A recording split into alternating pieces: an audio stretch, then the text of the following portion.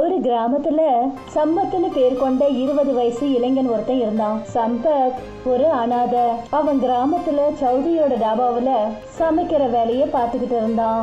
சீக்கிரமா வேலையை முடி சம்பத். கஸ்டமர்ஸ் டேபிளில் சும்மா உட்காந்துட்டு இருக்காங்க பாரு. இன்னைக்கு நான் தால் மக்னியை வச்சு ஒரு புது ரெசிபி செய்கிறேன் சௌத்ரி ஐயா. நீங்களே பாருங்க, இன்னைக்கு தாலை சாப்பிட்டுட்டு கஸ்டமர்ஸ் நம்ம ஹோட்டலில் மறக்கவே மாட்டாங்க. அட, நம்மளை மறக்க மாட்டாங்கன்றதெல்லாம் அப்புறமா பார்த்துக்கலாம். முதல்ல போய் அவங்களுக்கு சாப்பாடை கொடு. முடிஞ்சிடுச்சு ஐயா, கொஞ்ச நேரம் வெயிட் பண்ணுங்க. இன்னும் 5 நிமிஷத்தில் நான் எல்லா கஸ்டமர்ஸுக்கும் ஃபுட்டை வச்சிடுறேன், சரியா? சௌத்ரி சமையல் அறையை விட்டு வெளியே போனாரு. கொஞ்ச நேரத்துல சம்பத் கஸ்டமர்களுக்கு சாப்பாடு பரிமாறினான். சம்பத் கையால செஞ்ச டால் மக்னி எல்லா கஸ்டமர்களுக்கும் ரொம்ப பிடிச்சது. அந்த கஸ்டமர்கள்ல அர்ஜுன் சௌத்ரி கிட்ட வந்து சொன்னாரு, இன்னைக்கு தால் மக்னி ரொம்பவே சுவையாக இருந்துச்சு சௌத்ரி ஐயா. என் வயிறு நிறைஞ்சிடுச்சு, ஆனால் போக மனசே வரல. அட, நான் என்ன பண்ணுறது அர்ஜுன்? என் டாபாவில் செய்கிற சாப்பாடு அவ்வளோ நல்லா இருக்குல்ல, அதனால ஜனங்க வயிறு நிறைஞ்சிடுது, ஆனால் போக மனசு வர மாட்டேங்குது. என்னோட மனைவி ரொம்ப சூப்பராகவே சாப்பாடு செய்வா. அடா, நீங்கள் என்ன பேசிகிட்டு இருக்கீங்க சௌத்ரி ஐயா? உங்கள் மனைவி எப்போவும் உங்கள் பக்கத்தில் உட்காந்து காசு தானே எண்ணிக்கிட்டு இருக்காங்க. சாப்பாட்டை நம்ம கிராமத்து சம்பத் தானே செய்கிறான். அட, அவனை கொஞ்சம் பாராட்டுறதால உங்களோட பெருமை என்ன இறங்கிட போகுதா என்ன? இப்படி சொல்லிட்டு அர்ஜுன் அந்த இடத்த விட்டு போனாரு. சௌத்ரி ரொம்ப கோவப்பட்டு தன்னோட மனைவி ருக்மணியை பார்த்து என்ன சொன்னாருன்னா, நீயே பார்க்குறல்ல, உன்கிட்ட எத்தனை தடவை சொல்கிறது, நீயும் அந்த கிச்சனுக்கு போய் சம்பத்துக்கு ஏதாவது உதவியாக இருன்னு. என்னால் ஒரு சமயத்தில் ஒரே ஒரு வேலை தான் பார்க்க முடியும். ஒன்று நான் பணத்தை எண்ணுவேன், இல்லைன்னா சமையல் அறையில் சேரில் போய் உட்காருவேன். நீ சரியான முட்டாளாக ஆகிக்கிட்டே தான் இருக்க. கொஞ்சம் யோசி. ஒருவேளை சம்பத் நாளைக்கே நம்ம தாபா விட்டு போயிட்டானா அப்புறம் என்ன ஆகும்? ஜனங்களுக்கு அவன் கையால் செய்கிற சாப்பாடு தான் ரொம்பவே பிடிச்சிருக்கு. அதனால தான் நான் எல்லா ஜனங்கக்கிட்டையும் சாப்பாடு அவன் கிடையாது, நீ தான் செஞ்சுக்கிட்டு இருக்கேன்னு சொல்லிக்கிட்டு இருக்கேன். ஆனால் நான் சொல்கிறத நீ புரிஞ்சிக்கவே மாட்டேங்கிறியே. நீங்கள் ரொம்ப சரியாக சொல்கிறீங்கங்க. இந்த விஷயம் என் மனசுக்கு தோணவே இல்லை பாருங்க. நானும் நாளையில இருந்து சம்பத்துக்கு பக்கத்தில் சேரை போட்டு உட்காந்துருக்கேன். மறுநாள் சம்பத் டாபாவுக்கு வந்தபோது சௌத்ரி சம்பத்தை பார்த்துட்டு என்ன சொன்னாருன்னா, சம்பத், இன்னையிலேருந்து என்னோட மனைவியும் உன் கூட அந்த கிச்சன்லேருந்து வேலை செய்வா. சௌத்ரி ஐயா, முதலாளி அம்மாவை ஏன் கஷ்டப்படுத்துறீங்க? சாப்பாடு செய்ய தான் நான் இருக்கேன்ல. நான் என்ன சொல்கிறேனோ அதை மட்டும் செய், தேவையில்லாமல் பேசாத. சரி சௌத்ரி ஐயா, நீங்கள் சொன்ன மாதிரியே செய்கிறேன். அன்னையிலிருந்து ருக்மணி சம்பத்தோட சமையல் அறையில உட்கார ஆரம்பிச்சா. கொஞ்ச நாளைக்கு அப்புறம் சௌத்ரி எல்லா கஸ்டமர்களையும் நம்ப வச்சாரு. அதாவது அவரு தாபாவில் கொடுக்குற அந்த சாப்பாடு தன்னோட மனைவி ருக்மணி தான் செய்யறான்னு. ஒரு நாள் சம்பத் தன்னோட வேலைக்கு போக வீட்டை விட்டு வெளியே கிளம்பினான். அப்பதான் அந்த இடத்துக்கு சௌத்ரி வந்துட்டாரு. சௌத்ரி ஐயா, நீங்களா? நான் தாபாவுக்கு தானே வந்துக்கிட்டு இருக்கேன். நான் உன்கிட்ட எதை சொல்கிறதுக்காக வந்திருக்கேன்னா, நீ இனிமே என்னோட டாபாவுக்கு வந்து எந்த வேலையும் செய்ய வேண்டிய அவசியம் இல்லை. நீங்கள் எதுக்காக இப்படி பேசிகிட்டு இருக்கீங்க சௌத்ரி ஐயா? எனக்கு தெரிஞ்ச வரைக்கும் நான் எப்பவும் சுவையான உணவுகளை தானே செஞ்சிட்ருக்கேன். அப்புறம் எப்பவும் என்னை குறை சொல்கிற அளவுக்கு நான் நடந்துக்கிட்டதில்லை. அதை பற்றி எனக்கு எந்த ஒரு கவலையும் இல்லை சம்பத். உன்னால தான் என்னோட டாபாவோட பேர் கொஞ்சம் கொஞ்சமாக அழிஞ்சுக்கிட்டு இருக்கு. நீங்கள் எதுக்காக இப்படியெல்லாம் பேசிகிட்டு இருக்கீங்க? எனக்கு ஞாபகம் இருக்கிற வரைக்கும் நான் எப்போலேருந்து உங்கள் டாபாவில் வேலை செய்கிறேனோ அப்போலேருந்து உங்களோட டாபா முன்னாடியை விட நல்லா தானே போகுது. நல்லா தான் போயிட்டுருக்கு. ஆனால் அது நீ இருக்கிறதால தான். ஒருவேளை நான் இன்னும் கொஞ்ச நாளைக்கு உன்னை வேலையில் வச்சுருந்தேன்னா என்னோட டாபாவோட பேர் சௌத்ரி டாபாங்கிற பேர்லேருந்து மாறி சம்பத் டாபான்னு தான் எல்லாரும் கூப்பிடுவாங்க. அப்படியெல்லாம் பண்ணாதீங்க சௌத்ரி ஐயா. நான் ஒரு அனாதை. எனக்கு இந்த வேலையை தவிர வேறு எந்த வேலையும் தெரியாது. அதெல்லாம் உன்னோட பிரச்சனை, என்னோடது கிடையாது. இன்னையிலிருந்து உன்னை எப்போவாவது என் கடை முன்னாடி எங்கேயாவது பார்த்தேன், கையை காலை உடைச்சி கிராமத்தை விட்டு வெளியே துரத்திடுவேன்.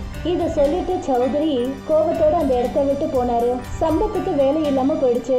ரொம்ப நொந்து போய் சம்பத் கிராமத்து தலைவரை போய் பார்த்தான். எனக்கு எல்லாமே தெரியும் சம்பத். சௌத்ரி உனக்கு என்னெல்லாம் பண்ணாருன்னு தெரியும். உனக்கே இந்த விஷயம் தெரியும். சௌத்ரி என்னை விட செல்வாக்கானவர். அது மட்டும் இல்லாமல் ரொம்ப பணக்காரரு. அவர்கிட்ட என்னால் பிரச்சனை பண்ண முடியாது. தலைவரே, நான் சௌத்ரி கிட்ட சண்டை போடணும்னு உங்ககிட்ட வரல. நான் உங்ககிட்ட உதவி கேட்கறதுக்காக தான் வந்திருக்கேன். உங்களுக்கே தெரியும்ல தலைவரே, நான் ஒரு அனாதை.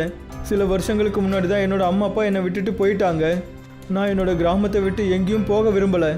நீ என்னதான் சொல்ல வர? தலைவரே, நான் எப்பவும் சாப்பாடு செய்யணும்னு நினைக்கிறேன். உன்னோட அப்பாவும் ரொம்ப பெரிய சமையல்காரன் தான். தலைவரே, நீங்கள் எனக்கு சின்னதாக ஒரு உதவி பண்ணுங்க. நான் எனக்குன்னு ஒரு டாபாவை நம்ம கிராமத்தில் திறக்க நினைக்கிறேன். நீங்கள் எனக்கு கொஞ்சம் பணம் கொடுக்க முடியுமா? என்னோட டாபா நல்லபடியாக போன உடனே நான் உங்களோட பணம் எல்லாத்தையும் திருப்பி கொடுத்துடுறேன். சரி, கிராமத்தில் என்னோட காலி நிலங்கள் கொஞ்சம் இருக்கு. நீ அந்த இடத்துல போய் டாபாவை திறந்துக்கோ. அதுக்கு எவ்வளோ காசு உனக்கு தேவையோ அதை நான் உனக்கு கொடுக்க தயாரா இருக்கேன். தலைவர் சொன்னதை கேட்டுட்டு சம்பத் ரொம்ப சந்தோஷப்பட்டான். சம்பத் கடின உழைப்போட காலியான நிலத்துல டாபா கட்ட ரொம்ப கஷ்டப்பட்டதுக்கு அப்புறம் சம்பத் அந்த இடத்துல ஒரு டாபாவை ரெடி பண்ணிட்டான். கொஞ்ச நாளைக்கு அப்புறமா சம்பத்தோட டாபாவுக்கு கஸ்டமர்கள் வர ஆரம்பிச்சாங்க. அப்புறம் இந்த விஷயம் சௌத்ரியை உறுத்த ஆரம்பிச்சது. எதை நினச்சி நான் பயந்தனோ அதே தான் நடந்திருக்கு ருக்மணி. அந்த ஒன்றும் இல்லாதவன் அவனுக்குன்னு ஒரு டாபா திறந்திருக்கான். இப்போ நம்ம டாபாவுக்கு குறைஞ்ச ஆளுங்களும் அவனோட டாபாவுக்கு நிறைய பேரும் வராங்க. ஒரு நரியோட புத்தி தான் உங்களுக்குள்ளேயும் இருக்கு. அந்த புத்தியை பயன்படுத்துங்க, அப்புறம் அவனுடைய டாபாவை மூட வைங்க.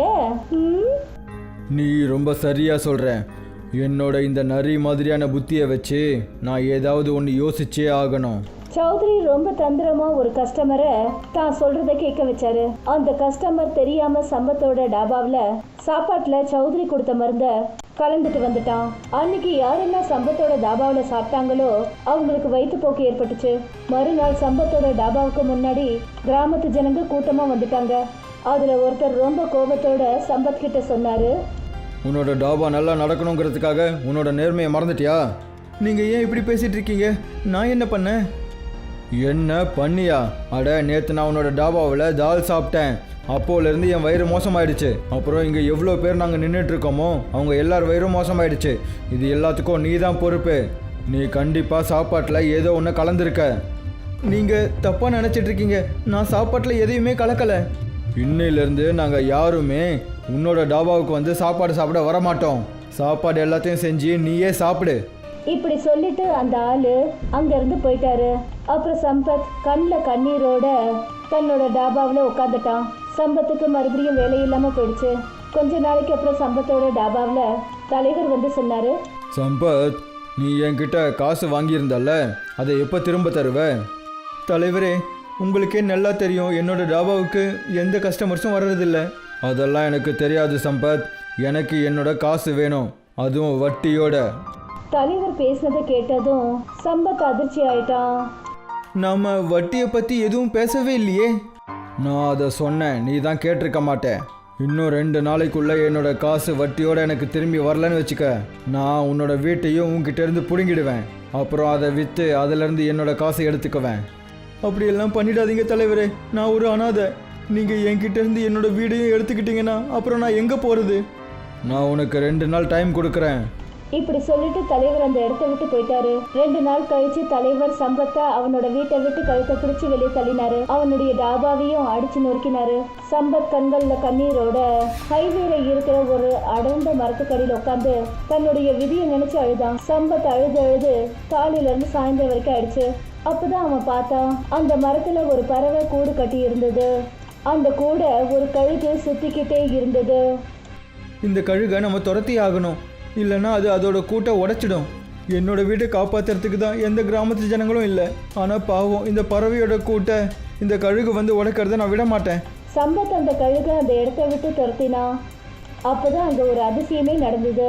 அந்த கூடுல உட்கார்ந்துருந்த ஒரு சின்ன பறவை சம்பத்து கிட்ட வந்து உட்கார்ந்தது. ஒரு பெரிய ஒலியோட ஒரு அழகான பெண்ணா அது மாறுச்சு. நீ யாரு? பல வருஷங்களுக்கு முன்னாடி ஒரு சாபத்தினால என்னை ஒரு பறவையா மாத்தி அந்த கூடுல கைது செய்யப்பட்டு இருந்தேன். அப்படி நீ அந்த கழுகை மட்டும் விரட்டாம இருந்திருந்தா அந்த கழுகு என்னை கொன்னு என் கூடையே நாசம் பண்ணிருக்கும். அது கழுகு உருவத்துல இருந்த ஒரு ராட்சசன். ஆனா நீ எப்படி உன்னோட நிஜமான ரூபத்துக்கு வந்த?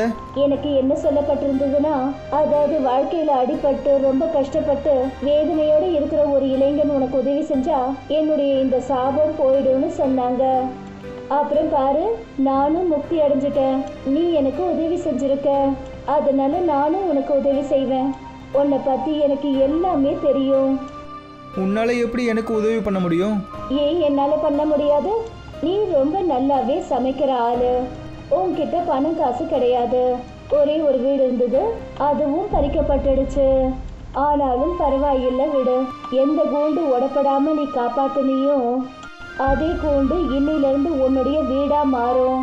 அப்புறம் இந்த கூடுக்குள்ள உன்னுடைய சொந்தமான ஒரு கூடு ரெஸ்டாரண்ட் இருக்கும். இத சொல்லிட்டு அந்த அழகான பொண்ணு அந்த கூடை நோக்கி சைகை காட்டினா. அப்பதான் ஒரு வேகமான ஒளியோட அந்த கூடு ஒரு ரெஸ்டாரண்டா மாறிடுச்சு. அதோட படிக்கட்டுகள் அழகான மரத்தால செய்யப்பட்டிருந்தது. இந்த கூடு ரெஸ்டாரண்ட் இன்னையில இருந்து உனக்கு சொந்தமானது. இனிமே இந்த இடத்தை விட்டு உன்னை யாரும் வெளியே அனுப்ப முடியாது.